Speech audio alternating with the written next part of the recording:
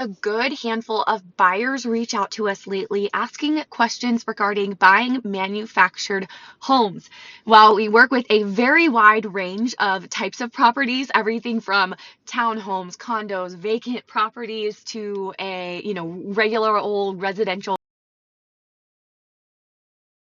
do also work with manufactured homes, whether they are on their own land and you own, the home and the land, or whether they are in a park where you pay space rent, you own the home but not the land, that type of thing. So I thought I would just have a quick conversation with you guys about manufactured homes and answer some commonly asked questions that buyers ask us about buying them. The first thing you need to know is if you're wanting to buy a manufactured home that is not in a park where, you own the home and you own the land, it is not going to be cheap. I know a lot of home buyers will say things like they want to buy a manufactured home that's on its own land just because it's maybe would get a better deal or would be a better price point than a regular residential home. Definitely don't expect that. Obviously, there's exceptions for everything, but generally here in Oregon, what you're going to see is manufactured homes that are on their own land. You buy the home and the land together. It's not really going to be a discounted price necessarily.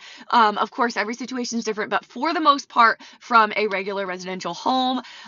you're still going to be paying quite high prices. The next thing that's important to know is if you are buying a manufactured home on its own land versus if you're buying a manufactured home in a park where you do not own the home, you only own, where you do not own the land, you only own the home, excuse me, those are going to take two different type of loans, meaning a regular lender